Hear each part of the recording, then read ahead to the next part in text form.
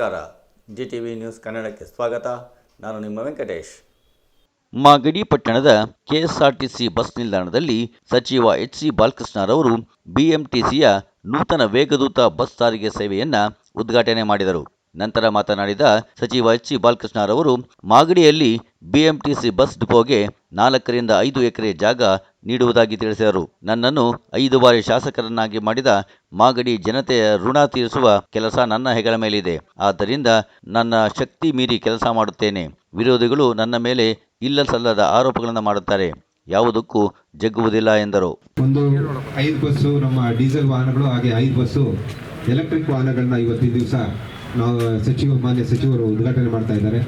ಈಗಾಗಲೇ ನಮ್ಮ ಮಾಗಡಿ ತಾಲೂಕಿಂದ ಬೆಂಗಳೂರಿಗೆ ಸುಮಾರು 31 ಅನುಸೂಚಿಗಳಿದೆ.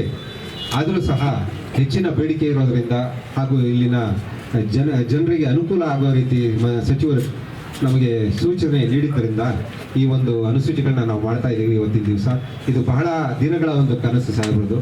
ಹಾಗಾಗಿ ಇವತ್ತಿನ ದಿವಸ ಇದೊಂದು ಸುದಿನ ಅಂತ ಹೇಳ್ಬೋದು. ಇವತ್ತಿನ ದಿವಸ ಅವರು ಉದ್ಘಾಟನೆ ಮಾಡ್ತಾ ಇದ್ದಾರೆ. ಈ ಒಂದು ವಿಷಯನ ಇವತ್ತಿನ ದಿವಸ ಈ ಒಂದು ಕಾರ್ಯಕ್ರಮದ ವಿಶೇಷತೆ ಇದೆ. ಇದು ಅದಕ್ಕೋಸ್ಕರ ನಾವೆಲ್ಲರೂ ಇಲ್ಲಿ ಸೇರಿದ್ದೇವೆ. ಯಾವ್ದಾದ್ರು ಒಂದು ಊರಿಗೆ BMTC ಬಸ್ ಹೋಗ್ತಾ ಇದೆ ಅಂತಂದ್ರೆ KSRTC ಬಸ್ಸು ಮೊದಲಿಂದಲೂ ಕೂಡ ಇದೆ ನಿಮ್ಮ ಊರಿಗೆ. ಆದ್ರೆ BMTC ಬಸ್ ಬರ್ತಾ ಇದೆ ಅಂತಂದ್ರೆ ವಿಶೇಷ ಏನು ಅಂದ್ರೆ ಇನ್ಯಾರು ಕಾರಣ ಅಲ್ಲ ನಿಮ್ಮೂರಿಗೆ BMTC ಬರೋದಕ್ಕೆ, ಮಾಗಡಿ ಬಾಲಣ್ಣವರೇ ಕಾರಣ BMTC ಬರೋದಕ್ಕೆ. KSRTC ಬಸ್ಗಳಿದ್ವು, ಪ್ರೈವೇಟ್ ಬಸ್ಗಳಿದ್ವು, ಆದ್ರೆ BMTC ಬಸ್ ಬರೋದ್ರಲ್ಲಿ ವಿಶೇಷ ಏನಪ್ಪಾ ಅಂತಂದ್ರೆ ಒಂದ್ ಊರಿಗೆ BMTC ಬರ್ತಾ ಇದೆ ಅಂತಂದ್ರೆ ಆ ಊರಿನ ರಿಯಲ್ ಎಸ್ಟೇಟ್ ವ್ಯಾಲ್ಯೂ ಜಾಸ್ತಿ ಆಗ್ಬಿಡುತ್ತೆ ಬರೋಣ. ಆ ಊರಿನ ಜಮೀನಿಗೆ ಜಾಸ್ತಿ ಬೆಲೆ ಬರುತ್ತೆ. ಹಳ್ಳಿಗಳ ಜನ ಮಾತಾಡ್ತಾರೆ, ಏನ್ಲಾ ಬೆಂಗಳೂರು ಆಗುತ್ತೆ ಕಣ್ಣ ಮಾಗಡಿ, ಯಾಕೆಂದ್ರೆ BMTC ಬಸ್ ಬರ್ತಾವ ಕಣ್ಣ ನಮ್ಮ ಊರ್ನಾಗ ಏನ್ ಮಾತಾಡಕ್ ಶುರು ಮಾಡ್ತಾರೆ. ತನ್ನಿಂದ ತಾನೇ ರೈತರಿಗೆ ಇದರಿಂದ ಆಗುವಂತ ಲಾಭ ಬಹಳ ದೊಡ್ಡದಾಗುತ್ತೆ. ಬಹಳ ವಿಶೇಷವಾಗಿ ಏನು ಅಂತಂದ್ರೆ ಒಂದು BMTC ಬಸ್ ಅನ್ನ ಮಾಗಡಿ ಅಂತ ಒಂದು ಪ್ರದೇಶಕ್ಕೆ ತರೋದ್ರೊಳಗಡೆ ಬಾಲಣ್ಣ ಅವರ ಎಫರ್ಟ್ ಏನಿದೆ, ಅವ್ರ ಪರಿಶ್ರಮ ಏನಿದೆ, ಅದನ್ನ ಮಾಗಡಿಯ ಜನತೆ ತಮ್ಮ ಇತಿಹಾಸದಲ್ಲಿ ಎಂದೂ ಕೂಡ ಮರೆಯೋದಕ್ಕೆ ಸಾಧ್ಯ ಇಲ್ಲ ಅಂತ ನಾನು ಹೇಳಲಿಕ್ಕೆ ಬಯಸ್ತಾ ಇದ್ದೀನಿ. ಮತ್ತೆ ಇನ್ನೂ ವಿಶೇಷ ಏನಂದ್ರೆ ನನ್ನ ಪಕ್ಕದಲ್ಲಿ ಕೂತಾಗ ಮಾಗಡಿ ಬಾಲಣ್ಣ ಇನ್ನೊಂದು ಬೇಡಿಕೆ ಇಟ್ರು. ಏನಿಲ್ಲಣ್ಣ, ಜಾಸ್ತಿ ಏನಿಲ್ಲ, ನಂದಿಷ್ಟೇ, ನಾನು 4 ಎಕರೆ ಭೂಮಿಯನ್ನ BMTC ಅವರಿಗೆ ಕೊಡ್ತೀನಿ, BMTC ಅವರು ಮಾಗಡಿಲಿ ಒಂದು ಡಿಪೋ ಮಾಡಿ ಅಂತ ಹೇಳಿ ಬಹಳ ಗಟ್ಟಿ ರೀತಿಯಲ್ಲಿ ಕೇಳ್ಕೊಂಡಿದ್ದಾರೆ. ನಾನು ಕೂಡ ಬಾಲಣ್ಣ ಅವ್ರಿಗೆ ಹೇಳ್ತೀನಿ, ಅಣ್ಣ ಆದಷ್ಟು ಬೇಗ ನೀವು ಜಾಗ ಹೊಂದಿಸ್ಕೊಡಿ. ನೀವು ಜಾಗ ಹೊಂದಿಸ್ಕೊಟ್ಟ ತಕ್ಷಣವೇ ನಾವು BMTC ಅವರು ಆದಷ್ಟು ಬೇಗ ಶೀಘ್ರವಾಗಿ ನಿಮಗೆ ಮಾಗಡಿ ಒಳಗಡೆ ಒಂದು ಡಿಪೋ ಮಾಡ್ಕೊಡೋದಕ್ಕೆ ಏನೆಲ್ಲ ಮಾಡಬೇಕು ಅಷ್ಟೇ ಶೀಘ್ರವಾಗಿ ನಾವು ಕೂಡ ಕಾರ್ಯಪ್ರವೃತ್ತರಾಗ್ತೀವಿ. ನಾನು ಇನ್ನು ಹೆಚ್ಚಿಗೆ ಮಾತನಾಡುವಂಥದ್ದು ಏನಿಲ್ಲ. ನಿಮ್ಮೂರಿಗೆ BMTC ಬಸ್ ಬಂದಿದೆ, ನಿಮ್ ಜನ ನಿರಂತರವಾಗಿ ಬಸ್ಸಲ್ಲಿ ಓಡಾಡ್ತೀವಿ.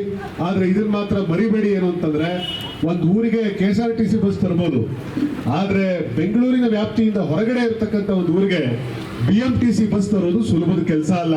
ಒಂದು ಪ್ರದೇಶ ಮುಂದುವರಿಬೇಕು ಅಂತಂದ್ರೆ ಪ್ರಮುಖವಾಗಿ ಸಾರಿಗೆ ವ್ಯವಸ್ಥೆ ಅಚ್ಚುಕಟ್ಟಾಗಿರ್ಬೇಕು. ಸಾರಿಗೆ ವ್ಯವಸ್ಥೆ ಚೆನ್ನಾಗಿದ್ರೆ ಆ ಪ್ರದೇಶ ಮುಂದುವರೆದಿದೆ ಅಂತಕ್ಕಂಥದ್ದು ಅರ್ಥ. ಯಾವಾಗಲೂ ಕೂಡ ನಮ್ಮ ತಾಲೂಕಿಗೆ ಮೊದಲಿಂದನೂ ಕೂಡ ಹಿಂದುಳಿದಿದೆ ಅಂತಕ್ಕಂಥ ಹಣೆಪಟ್ಟಿ ನಂಜುಂಡಪ್ಪ ವರದಿ ಪ್ರಕಾರ ಅತ್ಯಂತ ಹಿಂದುಳಿದ ತಾಲೂಕು ಅಂತೇಳಿ. ಈ ಹಣೆಪಟ್ಟಿಯನ್ನು ಹೋಗಲಾಡಿಸ್ಬೇಕು ಅಂತೇಳಿ ನಮ್ಮ ಮಾಜಿ ಲೋಕಸಭಾ ಸದಸ್ಯರಾದ DK ಸುರೇಶ್ ಅವರ ಒಂದು ಪರಿಶ್ರಮ, ಅವರ ಒಂದು ಬದ್ಧತೆ. DK ಶಿವಕುಮಾರ್ ಅವರು ಮುಖ್ಯಮಂತ್ರಿಗಳಾಗಿದ್ರು ಕೂಡ DK ಸುರೇಶ್ ರವರು ನಮ್ಮ ಇಡೀ ಜಿಲ್ಲೆಯನ್ನ ಒಂದು ಯಶಸ್ವಿ ಜಿಲ್ಲೆಯಾಗಿ ಮಾಡಬೇಕು, ಮತ್ತೆ ಮುಂದುವರೆದ ಜಿಲ್ಲೆಯಾಗಿ ಮಾಡಬೇಕು, ಇಡೀ ರಾಜ್ಯದಲ್ಲಿ ನಮ್ಮ ಜಿಲ್ಲೆ ಪ್ರಥಮ ಸ್ಥಾನದಲ್ಲಿ ನಿಲ್ಲಬೇಕು ಅಂತಕ್ಕಂಥದ್ದನ್ನ ಇಟ್ಕೊಂಡು ನಮ್ಮ ಬೆನ್ನಿಂದೆ ಕೂತು ಎಲ್ಲವನ್ನು ಕೂಡ ನೀಲಿ ನಕ್ಷೆಯನ್ನು ತಯಾರು ಮಾಡ್ತಾ ಇದ್ದಾರೆ. ಎಲ್ಲೆಲ್ಲಿ ಏನೇನು ಆಗ್ಬೇಕು ನಮ್ಮ ಜಿಲ್ಲೆಗೆ ಅಂತಕ್ಕಂಥ ವಿಚಾರವಾಗಿ. ಆ ವಿಚಾರದಲ್ಲಿ ನಾವು ಮೊದಲನೇ ಹೆಜ್ಜೆಯನ್ನು ಇವತ್ತು ಇಲ್ಲಿ ಇಟ್ಟಿದ್ದೇವೆ. BMTC ವತಿಯಿಂದ ನಮಗೆ ಈಗ ಸಾರಿಗೆ ವ್ಯವಸ್ಥೆ ಪ್ರಾರಂಭ ಆಗಿದೆ. ನಾನು ನನ್ನ ಕ್ಷೇತ್ರದ ಜನತೆಯ ಪರವಾಗಿ ವೈಯಕ್ತಿಕವಾಗಿ ನಮ್ಮ KSRTC ಮಿನಿಸ್ಟ್ರಿಗೂ ಮತ್ತೆ ನಮ್ಮ ನಿಖಿತ್ ರಾಜ್ ಮೌರ್ಯ ಮತ್ತೆ ಅವರೆಲ್ಲರೂ ಕೂಡ ಸಂಬಂಧಪಟ್ಟವರೆಲ್ಲರೂ ಕೂಡ ನಾನು ಧನ್ಯವಾದಗಳನ್ನು ಈ ಸಂದರ್ಭದಲ್ಲಿ ಹೇಳಲಿಕ್ಕೆ ಇಚ್ಛೆ ಪಡ್ತೇನೆ. ಇದೇನೋ ಕೇವಲ ಒಂದು 5 ಬಸ್ ಬಿಟ್ಬಿಟ್ಟು ಏನೋ ಕಾಟಾಚಾರಕ್ಕೆ ಹೋಗ್ತಕ್ಕಂಥ ಕಾರ್ಯಕ್ರಮ ಆಗಬಾರ್ದು. ಇದು ನಾನು ಹಿಂದೆ ನಿಮ್ಮ ಅಧಿಕಾರಿಗಳಾದಂಥ ಶಿವಕುಮಾರ್ ಅವರು ನನಗೆ ಮಾತು ಕೊಟ್ಟಿದ್ರು, ನೀವು ಒಂದು 4 ಎಕರೆ 5 ಎಕರೆ ಜಾಗ ಕೊಡಿ, ನಾನು ಇಲ್ಲಿ BMTCನ ಒಂದು ಡಿಪೋನೆ ಮಾಡ್ತೀನಿ ಅಂತ ಹೇಳಿ. ನಮ್ದು ವ್ಯವಸ್ಥೆ ಸರಿ ಇರಬೇಕು ಅಂತಂದ್ರೆ ಪ್ರತಿನಿತ್ಯ ಬಸ್ಗಳು ನಮ್ಮೆಲ್ಲೇ ಇರಬೇಕು. ನಮ್ಮೆಲ್ಲ ಇಷ್ಟು ಬಸ್ಸು ಅಂತೇಳಿ ಸರ್ಕಾರದಿಂದ ನಮ್ಗೆ ಅಲರ್ಟ್ ಆಗಬೇಕು, ಇಷ್ಟು ಬಸ್ಗಳು ಇಲ್ಲಿ ಈ ಡಿಪೋಯಿಂದ ಆಪರೇಟ್ ಮಾಡ್ತಾ ಇದ್ದೇವೆ ಅಂತೇಳಿ ಅಲರ್ಟ್ ಆಗಬೇಕು. ಅದರಿಂದ ಈ ಒಂದು 4 ಎಕರೆ 5 ಎಕರೆ ಜಾಗವನ್ನು ನಾವು ಕೊಡಲಿಕ್ಕೆ ತಯಾರಿದ್ದೇವೆ. ಈಗಾಗಲೇ ಅದ್ರ ಬಗ್ಗೆ ನಾನು ಆಲೋಚನೆ ಚಿಂತನೆಯನ್ನು ಮಾಡಿದ್ದೇನೆ. ಇನ್ನು 1 ತಿಂಗಳು ಅಥವಾ 2 ತಿಂಗಳಲ್ಲಿ ನಿಮಗೆ ಜಾಗ ಕೊಡ್ತೇವೆ. ಇನ್ನೊಂದು 3-4 ತಿಂಗಳಲ್ಲಿ ಈಗಾಗಲೇ ನೀವು ಕೂಡ ಸ್ಥಳ ತನಿಖೆ ಮಾಡಿ, ನಮ್ಮ ಅಧಿಕಾರಿಗಳು ಮತ್ತು ನಮ್ಮ ಇಂಜಿನಿಯರ್ಸ್ಗಳೆಲ್ಲ ನಿಮ್ಮ ಜೊತೆ ಬರ್ತಾರೆ, ಸ್ಥಳ ತನಿಖೆ ಮಾಡಿ ನೀವು ಈಗಾಗಲೇ ಅದಕ್ಕೆ ಒಂದು ನೀಲಿ ನಕ್ಷೆಯನ್ನು ತಯಾರು ಮಾಡ್ಕೋಬೇಕು. ಆ ಕಾರ್ಯಕ್ರಮ ನಮ್ಮ ಮುಖ್ಯಮಂತ್ರಿಗಳ ಅವಧಿನಲ್ಲಿ, ಸನ್ಮಾನ್ಯ ಬೈರತಿ ಸುರೇಶ್ ಅವರ ಅವಧಿನಲ್ಲಿ, ನಿಖಿತ್ ರಾಜ್ ಮೌರ್ಯರವರ ಸಾರಥ್ಯ ಮತ್ತು ನಮ್ಮ ಅಧ್ಯಕ್ಷರಾದಂಥ ಆರಾಧ್ಯರವರ ಸಹಕಾರದಲ್ಲಿ ಅದನ್ನು ಮಾಡಿ ತೀರ್ಬೇಕು. ನೀವು ಇನ್ನು 3-4 ತಿಂಗಳಿಗೆ ನೀವು ಬಂದು ಶಂಕುಸ್ಥಾಪನೆ ಕಲ್ಲನ್ನ ಹಾಕ್ಲೇಬೇಕು. ನೀವು ಇದು ಆಗೋವರೆಗೂ ನಾವಂತೂ ನಿದ್ದೆ ಮಾಡೋದಿಲ್ಲ, ನಿಮ್ಮನ್ನು ಬಿಡೋದು ಇಲ್ಲ. ದಯಮಾಡಿ ಜವಾಬ್ದಾರಿ ತಗೊಳ್ಳಿ. ಇಲ್ಲಿ ನಿಖಿತ್ ರಾಜ್ ಮೌರ್ಯ ಅವ್ರಿಗೊಂದು ಮಾತನ್ನು ಹೇಳಲಿಕ್ಕೆ ಇಚ್ಛಪಡ್ತೇನೆ. ಈ ಜಾಗದಲ್ಲಿ ಮೊದಲಿದ್ದು ವಿದ್ಯುತ್ ಶಕ್ತಿ ಇಲಾಖೆ, ಇಲ್ಲಿ ನೋಡಿ ಒಂದು ಸ್ಟೇಷನ್ ಇದೆ, ಇಲ್ಲಿ ಹಣ ಕಟ್ಸ್ಕೊಳ್ಳಿಕ್ಕೆ ಮಾತ್ರ ಬಿಟ್ಟೆ ಅವ್ರಿಗೆ ಜಾಗ. ಅವಾಗ ಇಲ್ಲಿಂದ ಪೂರ್ತಿ ವಿದ್ಯುತ್ ಶಕ್ತಿ ಇಲಾಖೆ ಇದ್ದಂಥ ಜಾಗ ಇದು. ಇಲ್ಲಿ ನಾನು ಬಸ್ ಸ್ಟ್ಯಾಂಡ್ ಮಾಡಬೇಕು ಅಂತೇಳಿ ಬಹಳ ಹೋರಾಟ ಮಾಡಿದೆ. ಆ ಸಂದರ್ಭದಲ್ಲಿ ಇವತ್ತಿನ ನಮ್ಮ ಮುಖ್ಯಮಂತ್ರಿಗಳ ಕಾರ್ಯದರ್ಶಿಗಳಾಗಿರ್ತಕ್ಕಂಥ ತುಷಾರ್ ಗಿರಿನಾಥ್ ರವರು ಅವತ್ತು ವಿದ್ಯುತ್ ಶಕ್ತಿ ಇಲಾಖೆಯಲ್ಲಿ ACS ಆಗಿದ್ರು. ಅವತ್ತು ತುಷಾರ್ ಗಿರಿನಾಥ್ ಅವರು ಅವ್ರನ್ನ ಇಲ್ಲಿ ಕರ್ಕೊಂಡ್ಬಂದು ಈ ಜಾಗ ತೋರಿಸಿ ಇದನ್ನ ಬಸ್ ನಮ್ಮ KSRTC ಡಿಪೋಗೆ ಬದಲಾವಣೆ ಮಾಡಿದೆ. ಇದೊಂದು ಹೋರಾಟ ದೊಡ್ಡದಾಗೈತೆ ಬಿಡ್ರಿ. ನಾನು ಏನು ಕೆಲಸ ಮಾಡಕ್ಕೆ ಹೋದ್ರು ತೊಂದರೆ ಕೊಡೋರು ಜಾಸ್ತಿ ನಮ್ಮ ತಾಲೂಕಲ್ಲಿ. ಕೋಟೆ ಕಟ್ಟಕ್ಕೆ ಹೋದ್ರು ಅರ್ಜಿ ಹಾಕ್ತಾರೆ, ಬಸ್ ಸ್ಟ್ಯಾಂಡ್ ಕಟ್ಟಕ್ಕೆ ಹೋದ್ರು ಅರ್ಜಿ ಹಾಕ್ತಾರೆ, ಹಾಸ್ಪಿಟ್ಲ್ ಕಟ್ಟಕ್ಕೆ ಹೋದ್ರು ಅರ್ಜಿ ಹಾಕ್ತಾರೆ. ಆದರೂ ಕೂಡ ಜನಗಳ ಆಶೀರ್ವಾದದಿಂದ ಎಲ್ಲವನ್ನ ನಿಭಾಯಿಸಿ, ಯಾಕಂದ್ರೆ ನನಗೂ ಹೆಸರು ಬರ್ಬೇಕಲ್ಲ, ಹೋರಾಟ ಮಾಡಿದ್ರೆ ಹೆಸರು ಬರೋದು. ಅವ್ರು ಅರ್ಜಿ ಹಾಕ್ತಾರೆ, ಜನಕ್ಕೆ ಗೊತ್ತಾಗಲ್ಲ ಬಾಲಕೃಷ್ಣ ಮಾಡ್ತಾವನೆ ಅಂತ. ಅವ್ರು ಅರ್ಜಿ ಹಾಕಿ ತೊಂದರೆ ಕೊಟ್ಟು ಕೋರ್ಟ್ಗೆ ಹೋಗಿ ಕೇಸ್ಗಳು ಹಾಕೊಂಡು ಎಲ್ಲ ಮಾಡಿದಾಗಲೇ ಇದು ಪ್ರಚಾರ ಆಗೋದು. ಪ್ರಚಾರ ಆಗಿ ಇದು ಒಂದು ಒಳ್ಳೆ KSRTC ಬಸ್ ಸ್ಟ್ಯಾಂಡ್ ಅನ್ನ ಮಾಡಲಿಕ್ಕೆ ಅನುಕೂಲ ಆಯಿತು. ದಯಮಾಡಿ ನೀವು ಬಂದಿರತಕ್ಕಂಥದ್ದು ಬಹಳ ಸಂತೋಷದ ವಿಚಾರ. ಆದರೆ ನಮಗೆ ಡಿಪೋನ ಮಾಡಿಕೊಡ್ಬೇಕು. ಆಮೇಲೆ ನಿಮ್ಮ ಡಿಪೋ ಮುಖಾಂತರ ನಮಗೆ ಈ ತಾಲೂಕುಗಳಿಗೆ ಕನೆಕ್ಟಿವಿಟಿ ಕೊಡಬೇಕು. ರಾಮನಗರ ತಾಲೂಕಿಗೆ, ಇಲ್ಲಿಂದ ನೆಲಮಂಗಲಕ್ಕೆ, ಬರೀ ಬೆಂಗಳೂರಿಗೆ ಬಸ್ ಹೋಗ್ತಕ್ಕಂಥದ್ದಲ್ಲ. ಪ್ರಮುಖವಾಗಿ ಇಲ್ಲಿಂದ ನೆಲಮಂಗಲಕ್ಕೆ ಹೋಗ್ಬೇಕಾ, ನೆಲಮಂಗಲಕ್ಕೆ ಹೋಗ್ಬೇಕು. ನಾವು ಇಲ್ಲಿಂದ ನಾವು ರಾಮನಗರಕ್ಕೆ ಹೋಗ್ಬೇಕಾ, ರಾಮನಗರಕ್ಕೆ ಹೋಗ್ತಕ್ಕಂಥ ವಿಚಾರಗಳಾಗಬೇಕು. ಅಕ್ಕಪಕ್ಕ ನಿಮ್ಮ ವ್ಯಾಪ್ತಿ ಎಲ್ಲೆಲ್ಲಿದೆ, ನಿಮ್ಮ BMTC ವ್ಯಾಪ್ತಿ ನಮ್ಮ ಬೆಂಗಳೂರು ಸುತ್ತಮುತ್ತ. ಇವಾಗೇನೋ ಬೆಂಗಳೂರಿನಿಂದ ಮೊದಲು 25 ಕಿಲೋಮೀಟರ್ ಹೊರಗಡೆ ಇತ್ತು, ಈಗ BBMP 40 ಕಿಲೋಮೀಟರ್. ಎಲ್ಲಿ ಬರ್ತದೆ ನಮ್ದು ಬಾರ್ಡ್ರು? ಇಲ್ಲಿ ತಾಳೆಕೆರೆ ಹ್ಯಾಂಡ್ ಪೋಸ್ಟ್ವರೆಗೂ ಬಿಡ್ಬೇಕು ಬಸ್ನ. ತಾಳೆಕೆರೆ ಹ್ಯಾಂಡ್ ಪೋಸ್ಟ್ವರೆಗೂ ಬಸ್ಗಳು ಬರಬೇಕು. ನಿಮ್ಮ ವ್ಯಾಪ್ತಿ ಎಲ್ಲಿವರೆಗೂ ಇದೆ ಅಲ್ಲಿವರೆಗೂ ರೀಚ್ ಆಗಬೇಕು. ಮತ್ತೆ ನಮಗೆ ಇಂಟರ್ ಕನೆಕ್ಟಿವಿಟಿ ಆಗಬೇಕು. ಈಗ ಇಲ್ಲಿಂದ ಕುದುರ್ಗೆ ಹೋಗ್ತಕ್ಕಂಥದ್ದು, ನೆಲಮಂಗಲಕ್ಕೆ ಹೋಗ್ತಕ್ಕಂಥದ್ದು, ರಾಮನಗರಕ್ಕೆ ಹೋಗ್ತಕ್ಕಂಥದ್ದು, ಈ ರೀತಿ ನೀವು ಕೂತ್ಕೊಂಡು ಒಂದು ಇದನ್ನ ರೂಪಿಸ್ಬೇಕು. ನೀವು ರೂಟ್ಸ್ಗಳನ್ನ ರೂಪಿಸ್ಬೇಕು. ಆಮೇಲೆ ನಿಮಗೆ ನಾನು ಒಂದು ಮನವಿ ಮಾಡ್ತೀನಿ, ನಿಮಗೆ ಲಾಸ್ ಆದರೆ ನೀವು ಓಡಿಸ್ಬೇಡಿ. ನಿಮ್ಗೆ ಆದಾಯ ಬಂದರೆ, ಅಂದರೆ ನೀವು ಸರಿಯಾದ ಸಮಯದಲ್ಲಿ ಸೂಕ್ತವಾದಂಥ ಸಂದರ್ಭದಲ್ಲಿ ನೀವು ಬಿಟ್ಟರೆ ಮಾತ್ರ ಆದಾಯ ಬರೋದು. ಸುಮ್ಮನೆ ಏಕಾಏಕಿ ನೀವು 2 ಬಸ್ ಹೋಯ್ತು ಅದರಿಂದ ನೀವು ಇನ್ನೊಂದು ಬಸ್ ಬಿಟ್ಟರೆ ಅದರಿಂದ ಏನೂ ಪ್ರಯೋಜನ ಆಗೋದಿಲ್ಲ. ಇದು ಯಶಸ್ವಿಯಾಗಿ ನಡಿಬೇಕು. ಇದು ಕಾಟಾಚಾರಕ್ಕೆ ಆಗಬಾರ್ದು. ನೀವು ಇಲ್ಲಿ ನಿಮ್ಮ ಡಿಪೋ, ನಿಮ್ಮ ಇಲ್ಲಿ TC ಇರಬೇಕು, TC ಪಾಯಿಂಟ್ ಇರಬೇಕು. ಆಮೇಲೆ ನೋಡ್ರಿ, ನೀವು ವೈಜ್ಞಾನಿಕವಾಗಿ ಅದನ್ನ ಮಾಡಬೇಕು. ಸುಮ್ಮನೆ ಏನೋ ಒಂದು 4 ಬಿಟ್ಬಿಡೋದು ಹೋಗ್ಬಿಡೋದಲ್ಲ. ನಮ್ಗೆ ಅವಶ್ಯಕತೆ ಇರೋ ಸಂದರ್ಭದಲ್ಲಿ ಬಿಡಿ. ನೀವು ಎಲ್ಲ ಸಂದರ್ಭದಲ್ಲಿ ಓಡ್ಬೇಡಿ. ಈಗ 8 ಗಂಟೆ ಆದ್ಮೇಲೆ ಬಸ್ ಇಲ್ಲ ಅಂತೇಳಿ ಆ ವಾಟ್ಸಪ್ ಗ್ರೂಪಲ್ಲಿ ಹಾಕ್ತಾರೆ. ಹೋಗೋರು ಬೇಕಲ್ಲಪ್ಪ, ಹಾಕ್ಸ್ತೀನಿ. ನೀವು ಹೇಳಿ ಟೈಮ್ಗೆಲ್ಲ ಹಾಕ್ಸ್ತೀನಿ. 1 ತಿಂಗಳು ಓಡಿಸ್ತೀನಿ. 1 ತಿಂಗಳಲ್ಲಿ ಏನಾದ್ರು ನಿಮ್ಗೆ ಜನಕ್ಕೆ ಅವಶ್ಯಕತೆ ಇದೆ, ಓಡಾಡ್ತಾವ್ರೆ ಅಂದ್ರೆ ಮಾತ್ರ ಕಂಟಿನ್ಯೂ ಆಗ್ತದೆ, ಇಲ್ಲಾಂದ್ರೆ ಸ್ಟಾಪ್ ಆಗ್ತದೆ. ಸುಮ್ಮನೆ ಖಾಲಿ ಬಸ್ ಓಡ್ಸೋಕ್ಕಾಗಲ್ಲ. ನಾವು ಡೀಸೆಲ್ಗೆ ಪೆಟ್ರೋಲ್ಗೆ ದುಡ್ಡು ಕೊಡ್ಬೇಕಲ್ಲ. ಜಾಸ್ತಿ ಮಾಡಿದ್ರು ಬೈತೀರಾ. ಈಗೇನೋ ಜಾಸ್ತಿ ಮಾಡ್ತಾವ್ರೆ ಅಂತ ಗೊತ್ತಾಯ್ತು, ರೇಟ್ಸ್ ಎಲ್ಲ ಜಾಸ್ತಿ ಮಾಡ್ತಾವ್ರೆ ಅಂತ ಗೊತ್ತಾಯ್ತು. ಈಗ ಅದು ಇರಲಿ. ಇವತ್ತಿನ ಏನೋ ಯುದ್ಧ ನಡೀತಾ ಇದೆ ಅಂತೇಳಿ ನಮಗೆ ಡೀಸೆಲ್ ಮತ್ತು ಪೆಟ್ರೋಲ್ದೆಲ್ಲ ಎಲ್ಲ ಜಾಗತಿಕವಾಗಿ ಸ್ವಲ್ಪ ಜಾಸ್ತಿ ಆಗಿರೋದ್ರಿಂದ ಅದರ ಹೊಡೆತ ನಮ್ಮೆಲ್ಲೂ ಬೀಳ್ತದೆ. ನಾವು ನಮ್ಮ KSRTC ಇದೇನು ಇದು ಸಾರ್ವಜನಿಕರ ಸೇವೆಗೆ ಇರ್ತಕ್ಕಂಥದ್ದು, ನೋ ಲಾಸ್ ನೋ ಪ್ರಾಫಿಟ್ ಇದರಲ್ಲಿ ಓಡಿಸ್ತಕ್ಕಂಥ ವಿಚಾರ ಆಗಿರೋದ್ರಿಂದ ದಯಮಾಡಿ ಇದರ ಜವಾಬ್ದಾರಿಯನ್ನ ಅವ್ರು ಓಡ್ತಾರೆ. ನಾವೆಲ್ಲ ಸೇರಿ ನಾವು ಸಹಕಾರ ಕೊಡಬೇಕು. ಸಹಕಾರ ಇಲಾಖೆಗೆ ನಾವು ಕೂಡ, ಈ ಒಂದು ಇಲಾಖೆಗೆ ನಾವು ಕೂಡ ಸಹಕಾರವನ್ನ ಕೊಡ್ತಕ್ಕಂಥ ಕೆಲಸ ಆಗಬೇಕು ಅಂತಕ್ಕಂಥದ್ದನ್ನು ಹೇಳಿ, ನೀವು ಬಸ್ ಸ್ಟ್ಯಾಂಡ್ಗೆ 4 ಎಕರೆ ಒಳ್ಳೆ ಜಾಗ ಕೊಟ್ಟಿದ್ದೀನಿ, ಮೇನ್ ರೋಡ್ನಲ್ಲಿ ಒಳ್ಳೆ ಜಾಗ ಕೊಟ್ಟಿದ್ದೀನಿ ಕುದೂರಿನಲ್ಲಿ. ನೀವು ನಿಮ್ಮ ಇಂಜಿನಿಯರ್ ಬಂದು ನೀವು ಪ್ಲಾನ್ ಮಾಡ್ಕೊಳ್ಳಿ. ನಾವು BMTC ಡಿಪ್ ಮಾಡಬೇಕು ಅಂತ ತೀರ್ಮಾನ ಮಾಡಿ ಲೆಟರ್ ಕೊಟ್ಟಿದ್ದೆ. BMTC ಡಿಪೋ ಅಲ್ಲೇ ಮಾಡೋಣ ಅಂತ ಹೇಳಿದ್ರು ನಮ್ಮ ಅಧಿಕಾರಿಗಳು. ಈಗ ಅದು ಬೇಡ, ಅದು ನಾವು ಮಾಗಡಿಲೇ ಕೊಡ್ತೀವಿ ಜಾಗ BMTC ಅವ್ರಿಗೆ, ಇಲ್ಲಿಂದನೇ ಆಪ್ರೇಟ್ ಆಗಲಿ BMTC. ಅಲ್ಲೊಂದು ಡಿಪೋಗೆ ಎಲ್ಲ ಸ್ಯಾಂಕ್ಷನ್ ಆಗಿದೆ, ಹಿಂದೆ ರಾಮಲಿಂಗ ರೆಡ್ಡಿ ಅವ್ರ ಕಾಲದಲ್ಲೇ ಅದಕ್ಕೆ ಚಾಲನೆಯನ್ನು ಕೊಟ್ಟಿದ್ದೇವೆ. ಜಾಗನೂ ಕೂಡ ನಿಮ್ಮ ಇಲಾಖೆಗೆ ಹ್ಯಾಂಡ್ ಓವರ್ ಮಾಡಿದ್ದೇವೆ.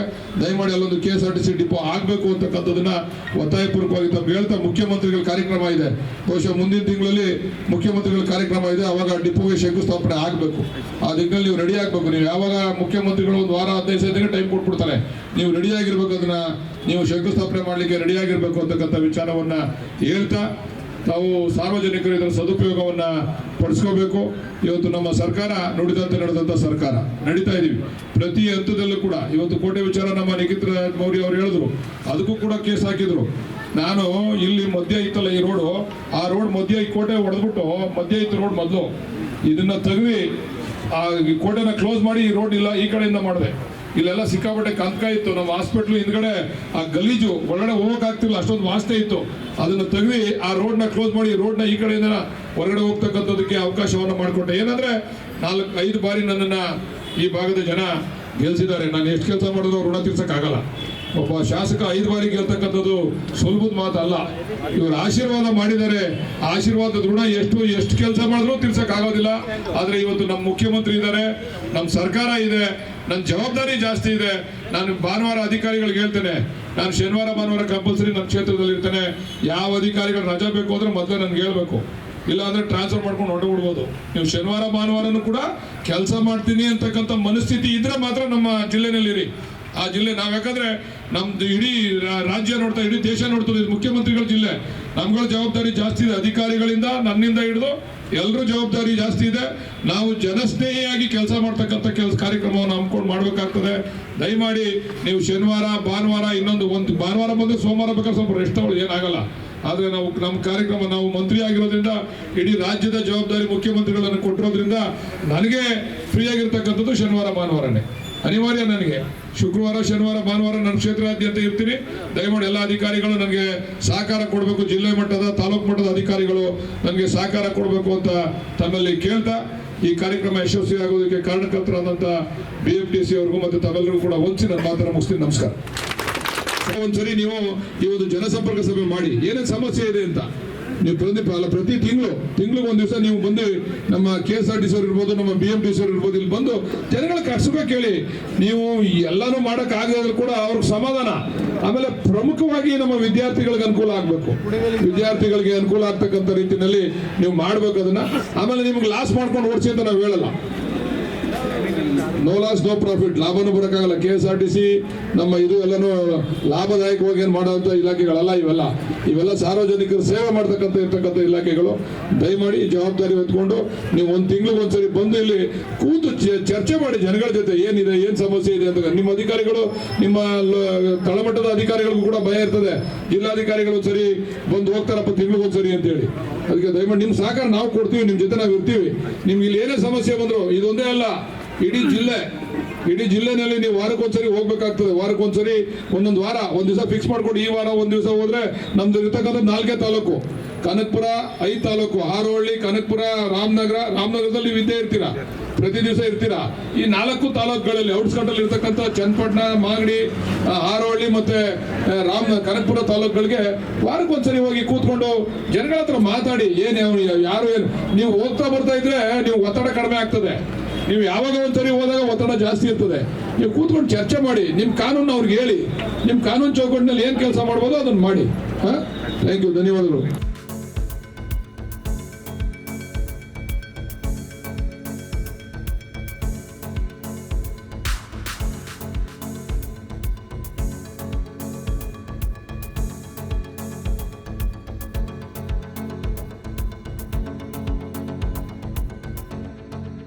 ಇದು ಇವತ್ತಿನ ಮಾಗಡಿಯ ಸುದ್ದಿ ಸಮಾಚಾರ.